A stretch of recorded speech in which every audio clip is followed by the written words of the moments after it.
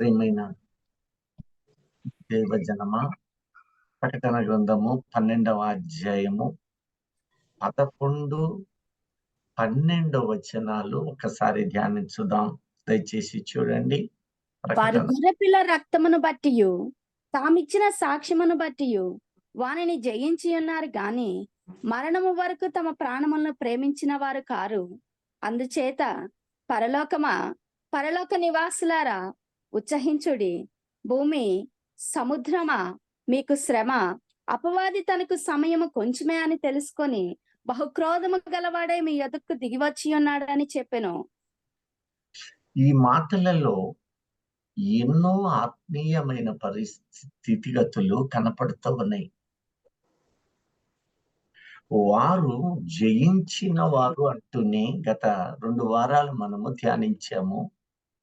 జయించేటటువంటి జీవితము ఎలా ఉంటుంది? మొదటిగా గొర్రెపిల్ల సాక్ష్యము అనగానే మానవ హితమైన మాటలను కాకుండా యేసుని ప్రకటించడమే. యేసయ్యను గురించి అనేకులకు తెలుపుటయే సాక్ష్యం. కానీ అనేకులు వాటిని ప్రక్కన ఉంచి తమ గురించి తాము చెప్పుకుంటూ దానిని సాక్ష్యము. ఒకవేళ అదే సాక్ష్యం అయితే మరి సాక్షి ఎక్కడ? వాక్యం అంటుంది, ఆయనను నీవు కలిగి ఉండడము, ఆయనతో నడవడము, ఆయన ఘనతను లోకములో ప్రకటన చేయడం దానికి సాక్ష్యము. ఆ తరువాత నీ నోటి మాట సాక్ష్యముగా ఉన్నప్పుడు సాక్షి పరమందున్నాడు, సాక్షి ఆలకిస్తాడు. కాబట్టి వీరి నోటి మాట చాలా చిక్కము వేయబడాలి. అది దేవుని మాటతోనే నింపబడుతూ ఉండాలి. అందుకని పరమగీతాలు 4:2లో మరి ఒకసారి మనము ధ్యానించినట్లయితే, సహోదరి నా ప్రాణేశ్వరి, అది మూత వేయబడిన కోపం కానీ ఉద్యానవనమే సువాసనలు వెదజల్లుతూ ఉన్నది. కానీ అది లోక పరిస్థితులకు మూత వేయబడుతూ ఉంది. పరిమళ సువాసన దైవ సంబంధమైనటువంటి వాటితో తన హృదయాన్ని నింపుకుంటాడు.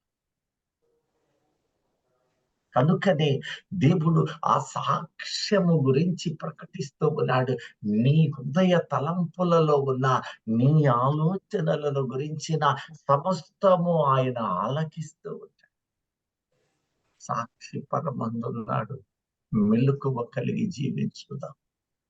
మాటలు, తలంపులు, ఆలోచనలలో, నీ నడతలు ప్రతిదీ ఆయన లెక్కిస్తూ ఉన్నాడు. అయితే దేవుడు మోషే ద్వారా ఆనాడే ఒక సాక్ష్యపు మందసాన్ని పెట్టి ఉంచాడని, ఆ రోజున అనేకులు ఎదురొడ్డినప్పుడు మోషే ద్వారా దేవుడు ఆ సాక్ష్యపు మందసము యొద్ద తన కార్యమును చేస్తూ నేడు మనకి ఆ ఉద్దేశాన్ని బయలుపరుస్తూ ఉన్నాడు. అది ఏమిటయ్యా అని నువ్వు అన్నప్పుడు, అహరోను యొక్క కర్రలను, అహరోనుతో పాటు ఇజ్రాయేలు గోత్ర పితరులైనటువంటి పెద్దలైనటువంటి వారి కర్రలను తీసుకొని వచ్చి సాక్ష్యపు మందసము దగ్గరే పెట్టినప్పుడు అవి మరునాడు ఆ రోజు చిగురించలేదు. ఆ రాత్రి దేవుడు పరిశీలన చేశాడు. కానీ ఈ రోజు కార్యము జరిగితే, ఈ రోజు నీవు మాట్లాడితే, ఈ రోజు నీ హృదయ ఆలోచనలోనికి లోకానుసారమైన బ్రతుకు చేరితే, అది ఆ రోజునే ప్రారంభమయ్యి దాని ఫలితము మర్నాడు అనుభవాలలో. నీవు ఎరుగక నీ హృదయ తలంపులను స్వాధీనపరుచుకోలేక పలు సార్లు చిక్కబడుతున్నావి. అందువలన రేపు రావలసిన మేలు రాలేకపోతుందేమో. ఆ మేలు కోసమైన నీ హృదయాన్ని నీ నోటిని చిక్కపరుచుకో. క్రీస్తు యేసు కిందకి రక్తమును నీవు నీవు కలిగి ఉన్న ఆ కృపను విడువవద్దో, ఆ కృపను పోగొట్టుకోవద్దు. నీ ప్రార్థన, నీ విశ్వాసము 1000 తరాల వరకు అది వెలిగింపబడుతూనే ఉండాలి. అదుగో అలా వెలిగించబడుతూ ఉన్న వారి జీవితాలలో మరి ఒకటి ఉన్నది. అట్టి వారట తమ ప్రాణములను ప్రేమించువారు ఎంత మాత్రం కాదు. ఈ రోజున ప్రియమైన దైవజనమా, నీ ప్రాణాన్ని నీవు ప్రేమిస్తున్నావా? నీ పేద నీవు ఎత్తబడే పవిత్ర కన్యకగా నీవు ఉండాలని దేవుడు అంటూ ఉన్నాడు. నీ ప్రాణమును ప్రేమించవద్దు. వీళ్ళట తమ ప్రాణమును ప్రేమించువారు ఎంత మాత్రము కాదు. చాలా మంది ఇక్కడే అనేక రకాల ఆలోచనలలో బలహీనత పొందుతారు. ప్రాణాన్ని ప్రేమించటం అంటే ఏంటి? ప్రాణము శరీరములో ప్రవహించే రక్తమే కదా. ఆదికాండం ఒక్కసారి చూడండి దయచేసి. 9వ అధ్యాయం 4-5 వచనాలు దయచేసి చూడండి. అయినను మాంసమును దాని రక్తముతో మీరు తినకూడదు. రక్తమే దాని ప్రాణము మరియు దాని ప్రాణము. మొట్టమొదట అసలు ప్రాణము అంటే ఏమిటి? దేవుడు నరునిలో ఏర్పాటు చేసినవి ఏమిటి? నీవు చాలా జాగ్రత్తగా ఈ అంశాలను పరిశోధన చేయాలి. నీవు బలవంతుడను అనుకుంటున్నావు. శక్తి నీకు యవ్వన కాలపు బలం ఉంది అనుకుంటున్నావే. ఈ బలము దేహ సంబంధమైనదా? నీవు తిన్న ఆహారము లేక ఫలములు, నీవు చేసే వ్యాయామము, ఇవన్నీ కూడా ఈ దేహానికా కాదా? నీకు బలము చేకూర్చబడుతున్నది అంటే ఆ బలము దేనికి చెందింది? ఎప్పుడైనా ఆలోచన చేశారా? తెలియని ఈ స్థితిలో యవ్వనస్తులు వ్యాయామాలు చేసుకుంటూ బాగా బలము కండలు చూపించుకుంటూ వాటిలో ఆనందించే వాళ్ళు అనేక మంది. వ్యాయామాలు ఇవన్నీ దేహ స్థితి అని అనుకుంటూ ఉంటారు. కానీ వాస్తవము ఏమై ఉన్నదో ఈ దినాన మనం ఒకసారి ధ్యానించుకుందాం. మరలా చదవమ్మా. దేవుడు ఈ యొక్క రక్తము అనబడే ప్రాణమును పెట్టి దాని స్థితిగతులను ఏర్పాటు చేశాడు. చదవమ్మా. అయినను మాంసమును దాని రక్తముతో మీరు తినకూడదు. రక్తమే దాని ప్రాణము మరియు మీకు ప్రాణమైన మీ రక్తమును గూర్చి విచారణ చేయుదును. దాన్ని గూర్చి రక్తమే ప్రాణము, రక్తమే ప్రాణం. ఈ ప్రాణాన్ని రక్తము రూపములో నవనాడులలో రంగరించాను.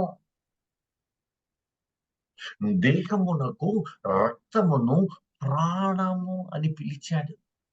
దీనిని ఊపిరి, దీనిని మరి ఒక భావముగా ఆత్మ.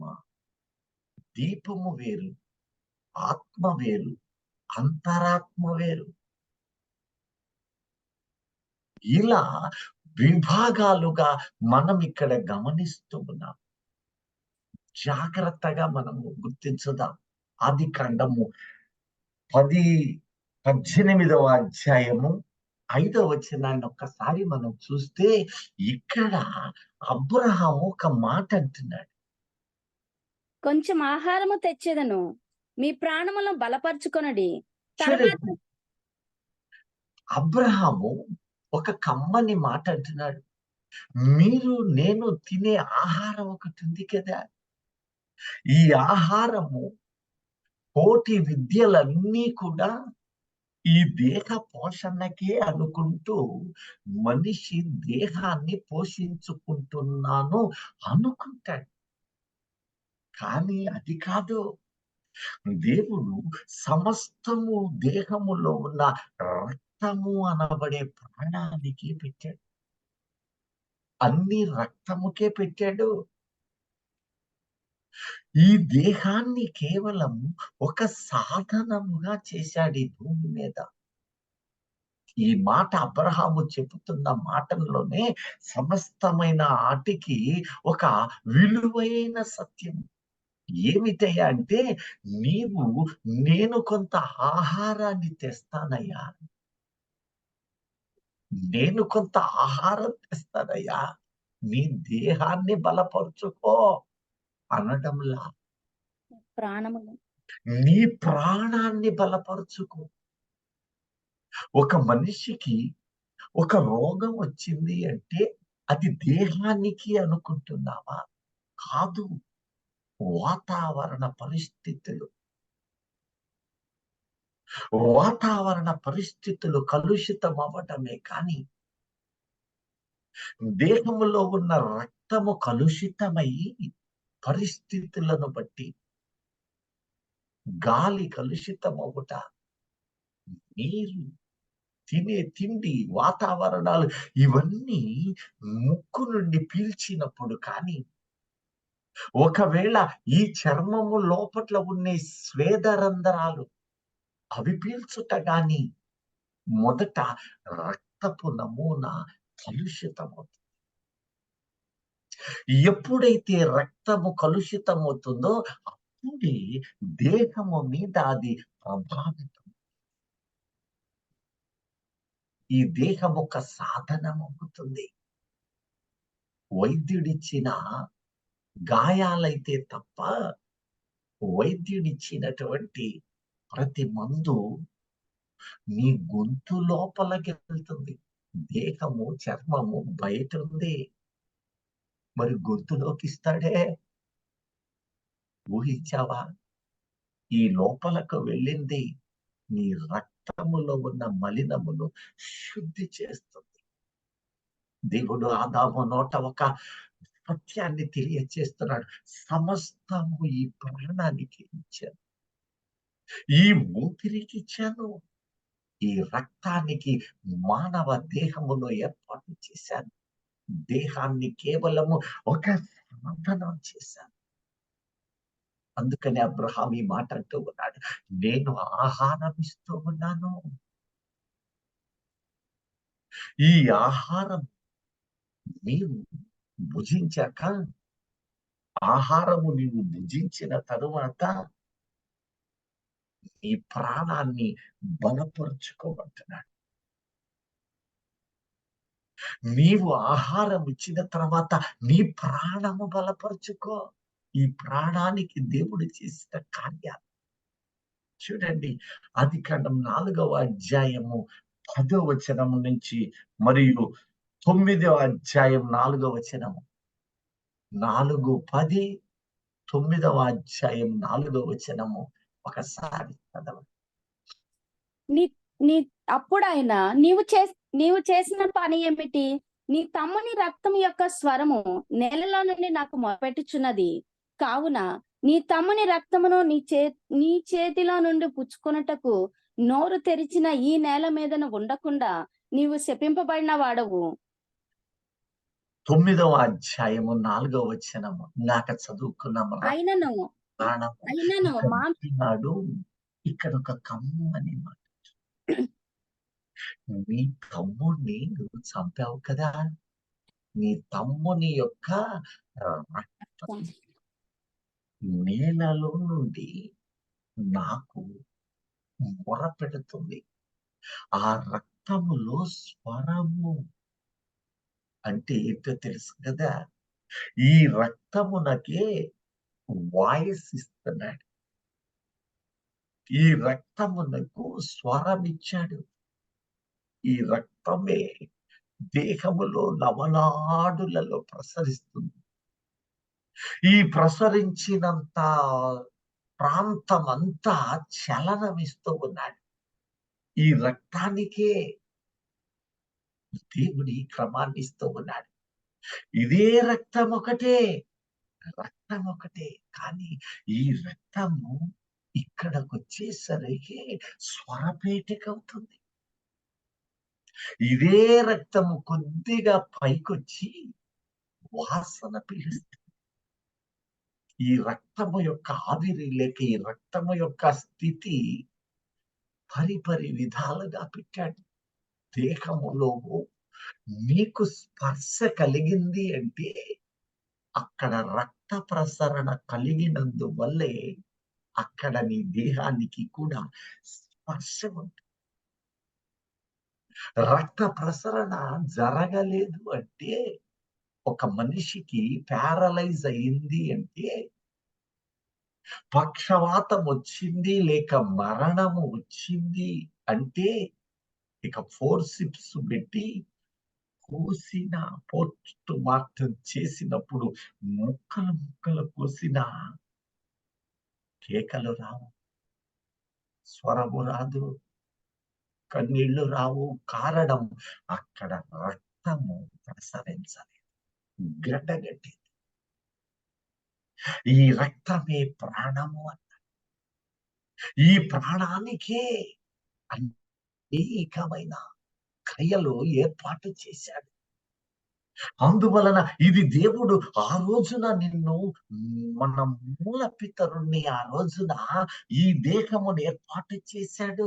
నరుని నిర్మాణమును చూసినప్పుడు దావీదు గజగజ వణుకుతూ ఉన్నాడు. 119వ కీర్తనలు అంటూ ఉన్నాడు, భయమేసిందయ్యా ఈ రక్తములో నీవు చేసిన ఈ క్రమాన్ని చూసి. ఎంత గొప్ప దేవుడు అయ్యా! రక్తము ఒకటే, కానీ ఈ రక్తానికి ప్రాణము అన్నావయ్యా. ఈ ప్రాణానికి స్వరం ఇచ్చావయ్యా. ఈ ప్రాణానికి వినికిడిచ్చావయ్యా. ఈ ప్రాణము పీలుస్తూ వాసన చూడగలుగుతుందయ్యా. ఈ ప్రాణమే ఇక్కడ ఆలోచనలకు కేంద్రమవుతూ ఉన్నదయ్యా. ఈ ప్రాణములోనే స్పర్శనను గ్రహించావయ్యా. ఈ ఇంద్రియాలను నియంత్రణ చేయునట్లుగా దీనిని పెట్టావయ్యా. ఈ ప్రాణము నీ నోటి నుంచి ఊదబడిన శ్వాసే. ఆ రోజున ఆది మానవుడుగా లేక ఆదాము తొలిచూలు మొట్టమొదటి మనుష్యునిగా మూల పితరుడుగా ఉన్న ఆదామును పిలిచి అదుగో ఏర్పాటును తెలియచేస్తూ ఉన్నాడు. ఆదామును అక్కడ ఇదిగో నేల మొన్ను నుంచి మొదట తీసి ఉన్నాడు. ఆ తరువాత అదుగో మొదట ఒక ప్రణాళిక, ఒక రూపాన్ని, మంటికి ఒక రూపాన్ని పెడుతూ ఉన్నాడు. కుమ్మరి అలా పెట్టి ఆ మన్నుకు ఒక రూపమును పెట్టి ఆ రూపములో తన శ్వాసను అలా నాసికలో ముక్కులోనికి ఊదినప్పుడు నరుడు జీవించు ఆత్మ, జీవాత్మ.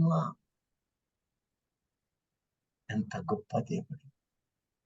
ఈ క్రమాన్ని ఇచ్చి ఆయన శ్వాసను ఊదటము ద్వారా నీకు ప్రాణం అనేది ఇచ్చాను. నీకు బలము, నీ శక్తి అన్ని రక్తములోనే పెట్టాను. రక్తము శుద్ధి అయితే దాని సాధనమైన దేహము కూడా శుద్ధిగా ఉంటది.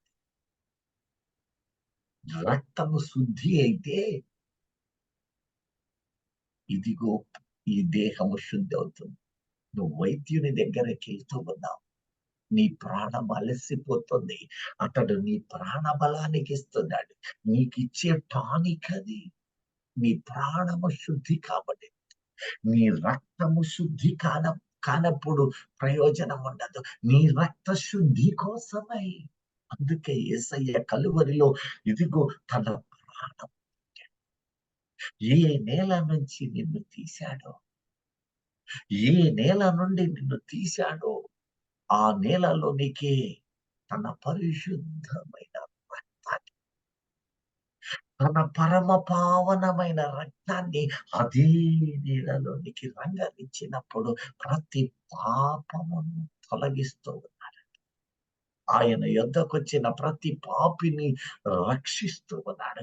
ఆ పాపము వలన విమోచన, రక్తము శుద్ధి, రక్తమునకే ఆయుర్దానము. నీవు జాగ్రత్తగా నీవు సృష్టిని వెతుకొక్కసారి. నీవు ప్రతిరోజు చేసే పనులలో నీకు ప్రాముఖ్యమైనది కొందరు టీ కాచుకుంటారు, మరికొందరు కాఫీ కాసుకోవచ్చు. ఎవరు ఏం చేసినా దినచర్యలో ఈ పాలను నీవు ఉదాహరించుకొని అది పచ్చి పాలుగా ఉన్నప్పుడు ఇటువైపు నుంచి బాల్యము అనబడే వయస్సును అక్కడ కాసేపు మరిగినప్పుడు బగ పొంగుతూ ఉడుకు రక్తానికి సూచన. అది రక్తమే. రక్తము బలపడే కొద్దీ శక్తిని, ఆయుష్ను, ప్రాణాన్ని, ఆయుర్ధానాన్ని ఆ రక్తానికి. ఆ తరువాత అదే కాసేపటికి పాలు మాడిపోతాయి. ఈ మాడిపోయిన జీవితము దేనికి సాదృశ్యము? వృద్ధాప్యానికి. వయసు మళ్ళిన తరువాత నేను కసరత్తు చేస్తాను అంటే దేహములో ఎముకలు ఊడతాయే తప్ప ప్రయోజనకార్యము. ప్రియ దైవజనమా, దీనిని బట్టి ఇదిగో అబ్రహాము అంటూ ఉన్నాడు, నేను ఆహారము తెస్తాను. ఈ రోజున ఎందరూ ఈ దేహ పోషణ అనుకుంటూ ఈ దేహాన్ని పోషించుకోవాలి కదా బ్రతికినంత కాలము అని ఆస్తులు సంపాదన, ఐశ్వర్య ఆరాధనల కోసం, సుఖభోగాల కోసం పరిగెత్తి అలసిపోతూ ఉన్నారు. ఈ భూమి మీద జీవితం కోసం తమ ప్రాణమును ప్రేమించుట ఈ లోకమును ప్రేమించుటే. తమ ప్రాణములను ప్రేమించుట ఈ లోకములో ఉన్న వాటిని వెంబడించడమే. అనేకులు లోకములో ఈ రీతిగా అల్లాడిపోతూ ఉన్నారు. దేవుడు మనలను ఇదిగో సాక్షులై అనేకులకు సత్యము ప్రకటించమని మనలను ఏర్పాటు చేస్తూ ఉన్నారు. నీవింకను బలహీనతలలో ఉండవద్దు. నీవేదైనా ఇంతకు మునుపు పొరపాట్లు చేసి నీవు తెలియక తప్పులు చేస్తే వాటిని దిద్దుకొని సంపూర్ణ స్థితికి రాగలిగినప్పుడు ఆ ప్రాణము ఉల్లసిస్తుంది. ఆ ప్రాణము ఆనందిస్తుంది. ఆ ప్రాణమును బట్టి నీ దేహ దారుఢ్యం ఉంటుంది. ఒక్కొక్క వ్యక్తి బహుబలాఢ్యుడిగా ఉంటూ దేహాన్ని పోషించుకునే వాళ్ళు ఉన్నారు. కానీ అతని రక్తము కలుషితమైనప్పుడు నడిమిలోని ప్రాణాలు వదిలినవాడు. ఒక వ్యాధి రక్తాన్ని కలుషితము చేసింది. లక్షల మంది, కోట్ల మంది మన కనుదృష్టిలోని బలాఢ్యులు, గొప్ప వ్యక్తులు కళ్ళ ముందే మహామహులు, గనులు ప్రాణాలు పోగొట్టుకున్నారు. దేహము వల్ల కాదు, ఊపిరి. ప్రియ దైవ జనమా, సమస్తము ఆయన, సమస్తము ఈ ప్రాణానికే పెట్టాడు. ఆయన ఈ ప్రాణము అనబడే ఈ ఊపిరికి పెట్టి ఈ ఊపిరి నాదై ఉండాలి. ఎందుకంటే నీకు నేను ఈ ఊపిరిచ్చినవాడిని. అందుకే నీవు ఊపిరి నాసికలోనే పీలుస్తూ ఉన్నావు. ముక్కు నుంచి ఊపిరి పీలుస్తూ ఉన్నావు. నేను నీ ముక్కులలో, నీ నాసికలో నేను జీవవాయువును ఊదాను. అది ఎంతో తెలుసా? యోబు అంటూ ఉన్నాడు, 28వ అధ్యాయం 25వ వచనం ఒక్కసారి చూడండి. నీకు ఊదిన ఆ గాలికి పరిమాణము లెక్క లెక్క ప్రకారంగా ఉంది. నీవు దాని మీద దృష్టి ఉంచు. అది అనుగ్రహించిన ఆ ఊపిరి నా ప్రాణాన్ని షేర్ చేశా. నీకు నా ప్రాణాన్ని పంచానయ్యా నా బిడ్డ. అందుకే నీవంటే నాకెంతో ఇష్టం. నిన్నెంతగానో ప్రేమించిన ఉద్దేశం అదే. నా ప్రాణాన్ని నీలో ఉంచానయ్యా. ఈ ప్రాణాన్ని మలినం చెయ్యొద్దు. ఈ ప్రాణాన్ని అపవిత్రం చెయ్యొద్దు. లోక సంబంధమైన వాటికి మగ్గవద్దు. క్షణికావేశాలు, క్షణికమైన ఉద్రేకాలు, క్షణికమైన లోకాస్యలు, క్షణికమైన దుర్నీతి, క్షణికమైన కోరికలు, వీటికి మగ్గనీయవద్దు. నేను నీ ప్రాణము విషయములో, నీ ఆలోచనలు నీ ప్రాణము నుండి తీయబడినవి. ఇదిగో నా మహిమనక్కడ సాక్షిగా పెడుతుంది. మనస్సాక్షి అనేది ఇంకొకటి పెట్టి ఉన్నాను.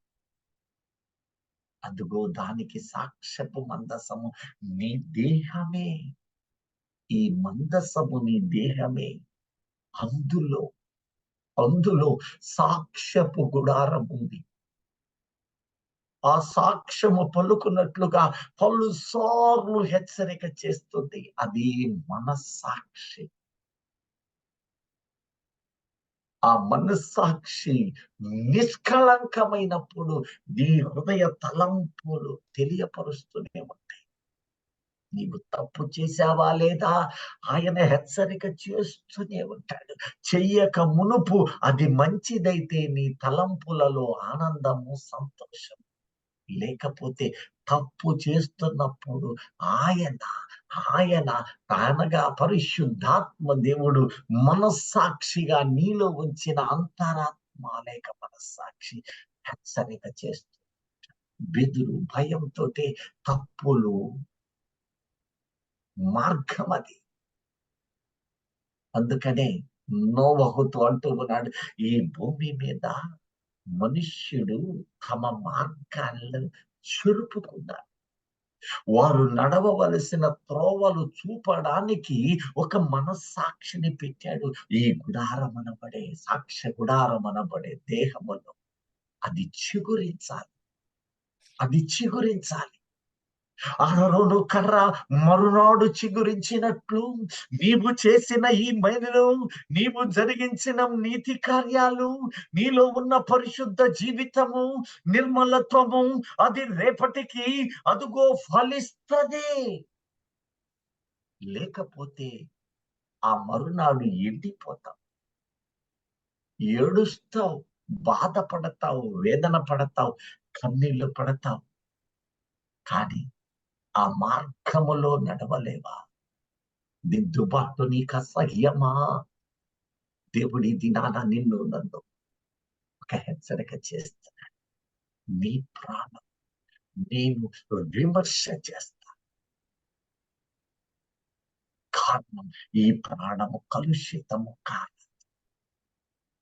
ఈ ప్రాణము పరిశుద్ధమైనది. అది దేవుని నోటి ఊపిరి, శ్వాస.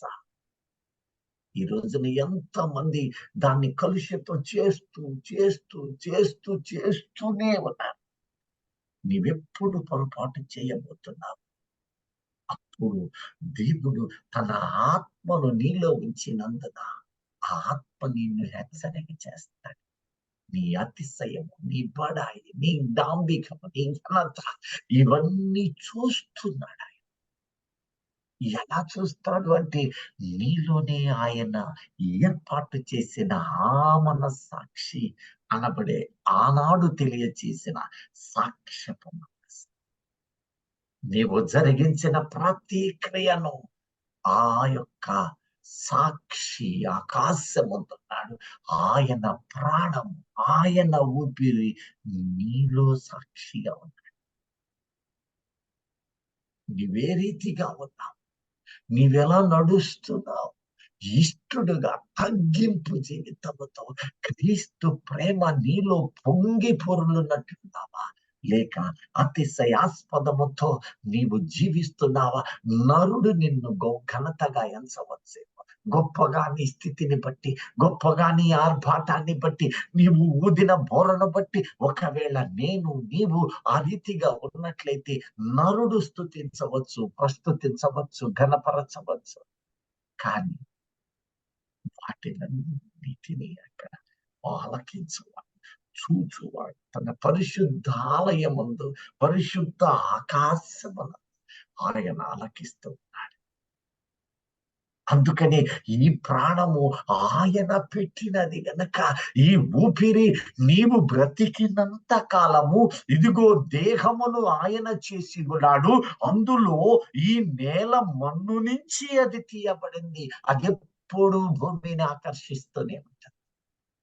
అదెప్పుడు భూమి మీద ఆకర్షణలకు లోను చేయడానికి ఆత్మ అనబడే ఆ రక్తము ప్రాణమును ప్రేరేపణ కలుగు చేస్తూనే ఉంటుంది. కానీ నీవు పైనున్న వాటినే చూడమంటున్నాడు. ఎందుకంటే ఈ ప్రాణముతోటి ఆయనను ఒక దినమున నీవు చూడ, ఆ ప్రాణమున మీదే ఆయన మహిమా దేహమునేమో, ఆ మహిమలోనికి నీవు రావాలి అని ఆయన నిన్ను నన్ను కోరుతూ ఉన్నాడు. దేవునికి మహిమ కలుగును గాక.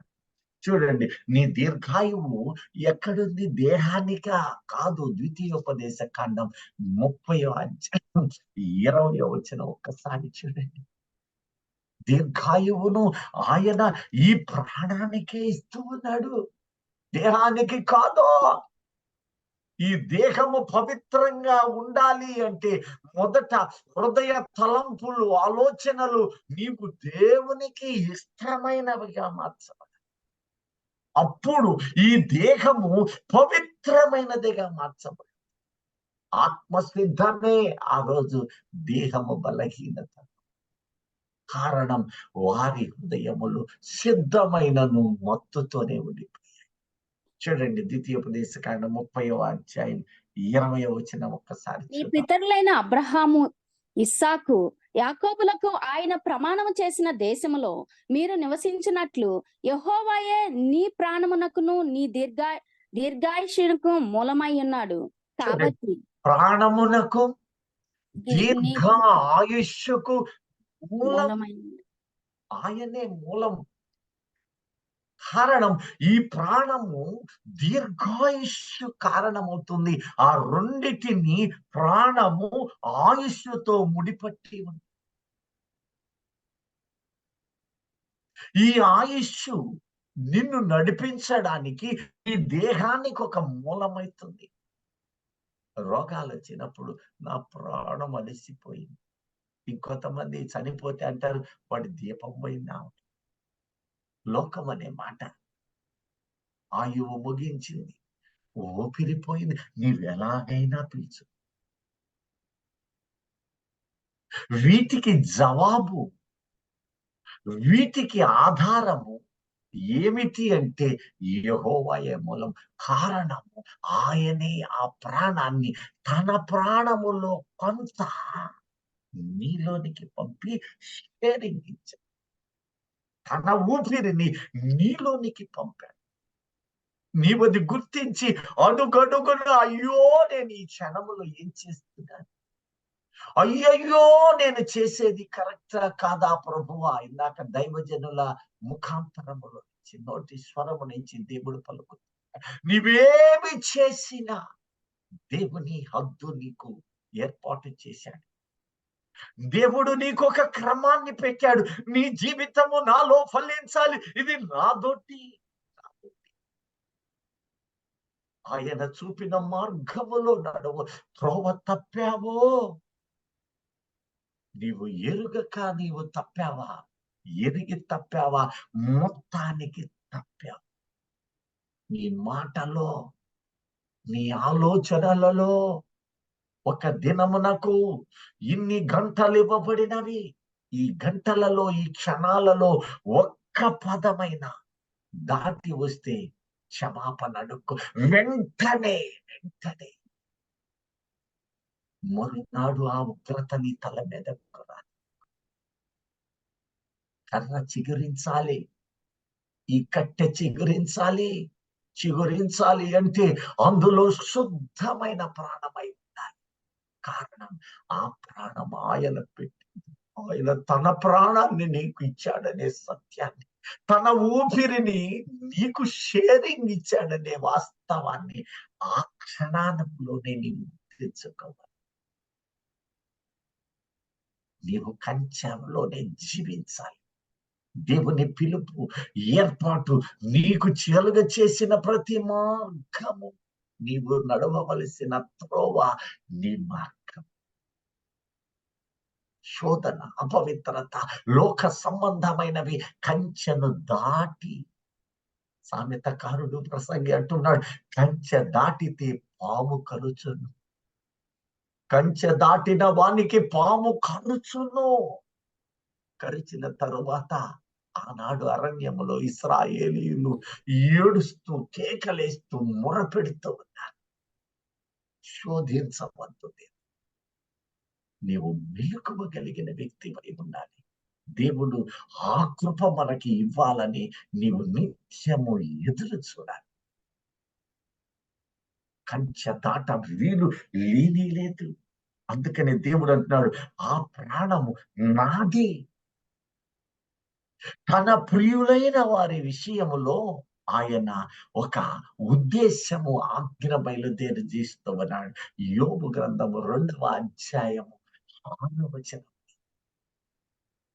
యోబు 2:6లో ఒక మాట, నీ ఎడల ఎంత మక్కువ కలిగిన వాడు, నీవెన్ని సార్లు త్రోవ తప్పి, ఎన్నిసార్లు పాము కాటు వేస్తూ ఉన్నా ఆ విషము నీ దేహములోనికి వెళ్ళి నిన్ను పలుసార్లు అది చెదులు వలె నిన్ను తినివేస్తూ ఉన్నా, ఏ అపవిత్రత అనబడే ఘట సర్పము కోరలు నిన్ను కాటి వేసిందో, ఏ అపవిత్రత, శోధన, లోకాశలనబడేటటువంటివి నిన్ను మింగి వేస్తూ ఉన్నావో, అది దాని కోరలను విప్పి విష నాగువలే విషమును నీ దేహములోనికి, నీ హృదయ తలంపులలోనికి పంపుతూ ఉంటే బయటకు రాలేక నీవు నలిగిపోతూనే ఉంటూ దేవుని స్తుతిస్తూనే ఉన్నావు. కానీ నీ జీవితము వెలిగించబడటము లేదు. నీ కుటుంబము నెమ్మది లేదు. నీ కుటుంబములో సమాధానము లేదు. సంతోషము, దీర్ఘశాంతము నీకు రాలేదు అంటే వాడి విషము, వాడు కాటు వేసి ఉన్నాడు, వాడు నిన్ను కరిచి ఉన్నాడు. నీవు కంచెను దాటి ఉన్నావేమో. ఒకసారి యోచన చెయ్యి. నీ భార్యకు భర్తకు మధ్య ఎడబాటులు, నీ కుటుంబము మధ్య సమస్యలు, రోదనలు, వేదనలు, కన్నీళ్లు, కష్టాలు, లోక సంబంధమైనటువంటి దుఃఖాలు, లోకాశలు, ఇవేమైనాలో నీలోని కలుగుతూ ఉన్నవంటే వాటి విషము నీ నరాలలో. నీవెక్కడ కంచె దాటావో నీ ప్రాణమునకు వాడు విషమైపో. నీవెంత ప్రయాసపడినా నీకు మేలు జరగటం లేదు. నీవు కష్టపడుతూ ఉన్నావు, నీ కష్టానికి ఫలితము రావడం లేదు అంటే ఏమై ఉంది? వాడి విషయం ఇంకెక్కడో ఉందేమో. కప్పిపుచ్చుకున్నవాడు వృద్ధి నొందడట. ఆయన ఎదురుగా వచ్చి ఆయన సన్నిధిలో మోకరిల్లి, అయ్యా అయ్యా ఒప్పుకుంటున్నానయ్యా. దినము మనము చేయుచున్న పని అనేకులు చేయలేని పని.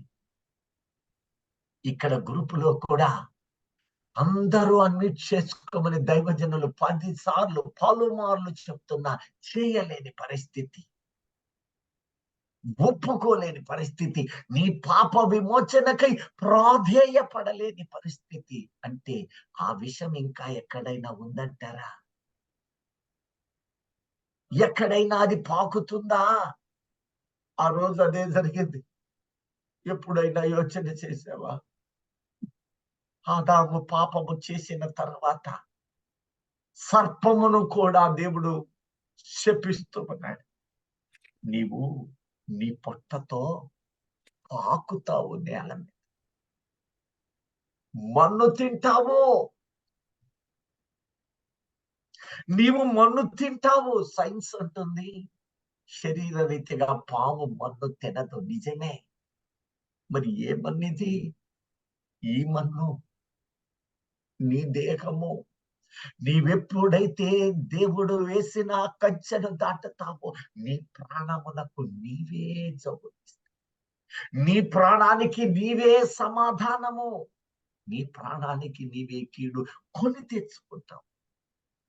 ఆ కొని తెచ్చుకొని లోకాశలు నిన్ను విషపు వలె, లోకాశలు నిన్ను విషనాగు యొక్క విషము వలె నీ దేహములో పాకి పాకి వాడు పురుగు పాకినట్టు పాకాడనే సత్యం తెలియడం తెలుసుకో. నీవు నీ ఒంటి మీద పాము పురుగు పాకుతుంది. ఎప్పుడు నీవు అపవిత్రతతో ఉంటావు. ఆత్మ సంబంధమైన తిండి నీలో నీ హృదయ తలంపులలో ఒక్కటైనా ఆ ప్రాణము విలువ తెలుసుకొని నాడు. ఆ ప్రాణము తండ్రి పెట్టింది, దేవుడు పెట్టింది, కుమారుడు పెట్టింది, ఆత్మ పెట్టింది. దేవుడు తన ప్రాణాన్ని షేరింగ్ చేసి నీలో ఉంచాడనే సత్యము నీవు మాట్లాడబోయే మునుపు నీవు వాటిని గుర్తెరక్కపోతే వ్యర్థమైనది అంటే కంచె దాటిపోతాం. దాటిన వెంటనే వాడు కాటేస్తా ఉన్నాడు. అంటే ఏంటో తెలుసా? తన విషాన్ని నీలోనికి పంపు. ఎప్పుడైతే విషము ఎక్కుతుందో ఇక దేహం అంతా, అనగా ఈ ప్రాణము, ఊపిరంతా కలుషితము కలుషితం కలుషితము, పాపము, అపవిత్రత, శోధన క్రియలు, పాప క్రియలు, వ్యర్థమైన వ్యభిచార అనేకమైన క్రియలలో నింపబడిపోతుంది. అలా అలా అలా పాకటం ఒక్కసారి కాదు, ఇక్కడ ప్రారంభమై చిన్న చిన్నగా చిన్న చిన్నగా ఆ రోజు అవ్వని ఈడ్చి దురాశ గర్భము ధరించి పాపమును కంటూ ఉంది. గర్భము ధరించాలి అంటే ఒక రోజు కాదు, 9 మాసాలు. అంటే ఆలోచనలు పెరిగి పెరిగి పెరిగి పెరిగి పెరిగి చివరకు పతనానికి దారితీస్తుంది. అలాగే విషము వాడు పాకుతూ ఉన్నాడు ఈ నేల మీద, భూమి మీద, నేల మీద మన్ను. ఆ మన్ను మరెవరో కాదు, నీవు నేనే. వాడు పాకి పాకి పాకి ఒక రోజున విషమంతా ప్రసరిస్తుంది. ప్రాణము పోతుంది. ఆ ప్రాణము పోగానే ఆ ప్రాణము వాడి సొత్తు. కారణం నీ తలంపులు కంచె దాటాయి, గవిని దాటాయి, మందను విడిచాయి, పరిశుద్ధాత్మ అనుభవాలు దాటిపోయావు. ఇక నీవు దేవుణ్ణి దాటితే ఇక దాని భావము వాడి చెంతకు చేరావు. నువ్వెక్కడైనా ఉండవచ్చు, అది పరిశుద్ధాత్మలో ఆ కంచెలోనే ఉండాలి. నీవు నీ ఇష్ట ప్రకారముగా, దేవుని చిత్త ప్రకారము కాకుండా బతక వీలులేదు. నీ చుట్టూ కంచె వేసి ఉన్నాడు. ఆ కంచెలో గనక నీవుంటే, ఆ కంచెలో నీవుంటే అప్పుడు ఆయన ఏం చేస్తాడో తెలుసా? విషనాగు కోరలను విరిచి వేస్తాడు. నీ ప్రాణమునకు ముట్టుటకు అధికారము ఇవ్వడు. యోబు గ్రంథము 2వ అధ్యాయం 6వ వచనాన్ని ఒక్కసారి చూడండి. అందుకు యెహోవా, అతడు నీ వశముననున్నాడు, అతని ప్రాణము మాత్రము నువ్వు ముట్టవద్దని సెలవిచ్చెను. చూడండి, అతని ప్రాణమును మాత్రము నీవు ముట్టవద్దు. ఎందుకంటే అతడు నా కంచెలో ఉన్నాడు, నా మాటలను బట్టి జీవిస్తున్నాడు, ఒక పాత్రగా ఉన్నాడు. ఇక ఆ పాత్రకు చెదలు పట్టకూడదు, సిలుము పట్టకూడదు. పట్టనంత కాలము అతడు కంచెలో ఉన్నాడు. అతని ప్రాణము నీవు ముట్టవద్దు. యెహోవా తన భక్తుల ప్రాణమును ఎంతో ప్రియమైనదని ఎంచాడు. దావీదు పలుసార్లు రాసిన మాట, తన ప్రియుల ప్రాణము ఎంతో ఇష్టము దేవుడికి. దేవదూతల స్తుతుల మీద ఆయన సంతోషించలేదట. నీ స్తుతులు, ఆయన కంచెలో ఉండి నీవు స్తుతించిన స్తుతి మీద ఆయన ఆనందించు. ఒక పాపి పాపమును వదిలి క్రీస్తులోనికి ఆనందిస్తున్నప్పుడు పరలోకమందున్న దూతలు కూడా పరవశం, పండగ, ఆనందం. దేవుడు ఆజ్ఞాపిస్తున్నాడు, నీ ప్రాణమునకు నేను కంచె వేస్తాను. ఈ కంచె నీవు దాటవద్దు. ఆ ప్రాణమును ఎక్కడో కాదు, రక్తమే ఈ రక్తమును నేను ఆడునట్లుగా ఒక ఊపిరిని నేను పెట్టాను. ఈ రక్తము, ఈ దేహము నేల నుంచి తీసి ఉన్నాడు, కానీ దానికి జీవం అనేది ఒకటి పెట్టి ఉన్నాడు. ఆ జీవాధిపతి ఆ జీవమును మనకు షేరింగ్ ఇచ్చాడు. ఆ జీవం ఎప్పుడైతే నరుని లోపలకు వచ్చిందో అప్పుడు అప్పుడు మాత్రమే జీవించు ప్రాణి. నరుడు జీవాత్మ, జీవించు ప్రాణి. చూడండి, జీవిస్తూ ఉన్నావు అంటే నీ దేహమును బట్టి కాదు, నీ ప్రాణమును, ఆ ప్రాణములో ఉన్న ఆ జీవము, ఆ జీవం అనేది పోతే, ఆ జీవము కలుషితమైతే రక్తము కలుషితము.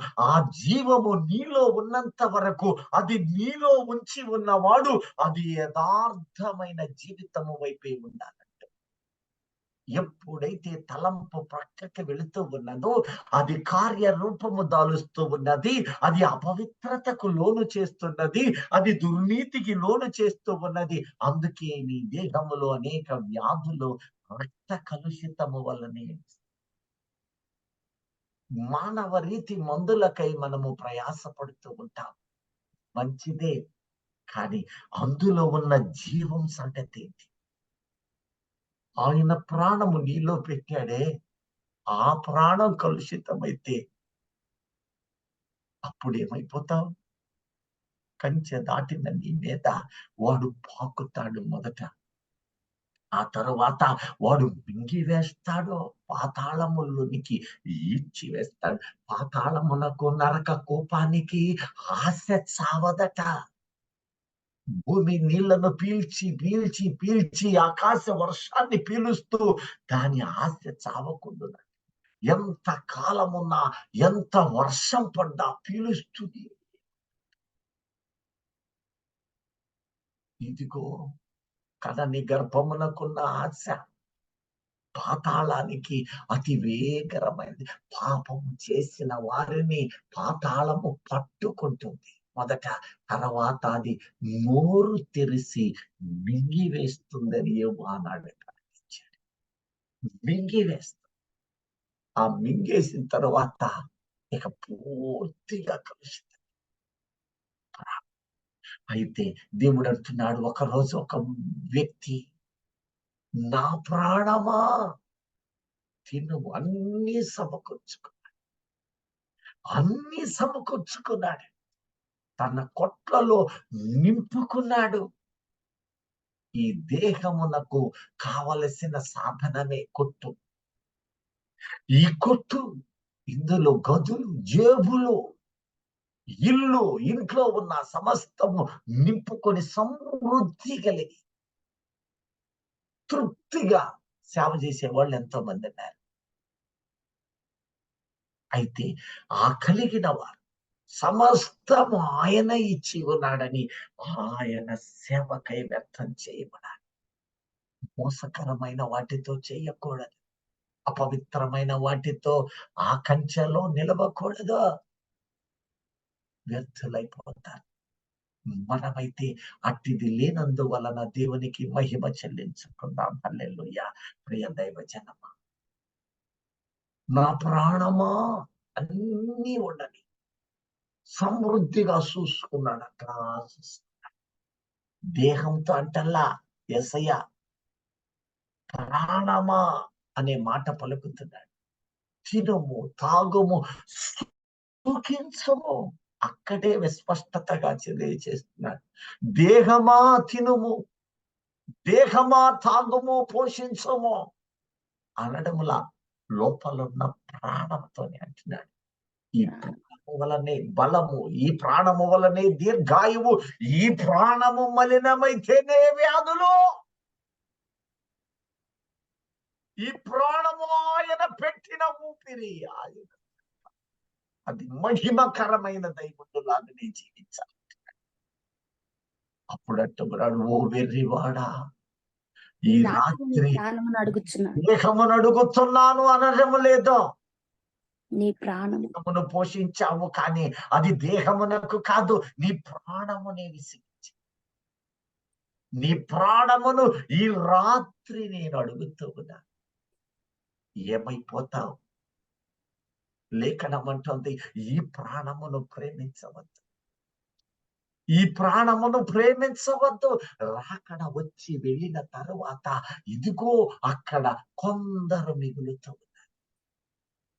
అనేకులు వాడి మాయలకు లొంగిపోతూ ఉన్నారు, కానీ కొందరు ఉంటున్నారు. వారు సెకండ్ హాఫ్ లో ఉన్నటువంటి ఇజ్రాయేలీ, వారు తమ ప్రాణమునికి లక్ష్య పెట్టారు. కారణం, ఆ క్షణములో వాడు అక్కడ సింహాసనము మీద కూర్చుంటూ ఐడల్ అనగా ఈ యొక్క విగ్రహార్పితమైన పందిని ధూపార్తి బలిగా ఏర్పాటు చేసినప్పుడు వారి మనం తిరుగుబడుతూ, ముసుగు విప్పబడుతూ ఉన్నది. అప్పుడు వారట క్రీస్తుని కలిగిన వారవుతూ ఉన్నారు. అట్టి ప్రజలు ఇదిగో తమ ప్రాణము ప్రేమించిన వారు ఎంత మంది. మరి నీ మీద ఏ ముసుగుంది? నీ మీద ముసుగు ఉండకూడదు. మనమైతే ముసుగు లేని వారము, అద్దములో చూచినట్లు ఆయన చూస్తూ ఉన్నాం. ఒక దినము ఆయన ప్రత్యక్షతలోనికి వెళ్ళబోతున్నాం. రాకడలోనికి ఎత్తబడు, రహస్య రాకడలోనికి ఎత్తబడుతూ ఉన్నాం. ఆయన ముఖమును, నిర్మలత్వమును అక్కడ చూడము. కనుక కల్మషములను విడిచి పవిత్రమైన అర్పణకు తగినట్లుగా మనము జీవించుదాం. అట్టి కృప ప్రభువు మనకు అందించి ఆయన రాకడకు సిద్ధము చేయును గాక. ఆమేన్. ఆమేన్. ఆమేన్. ఆమేన్. ఆమేన్.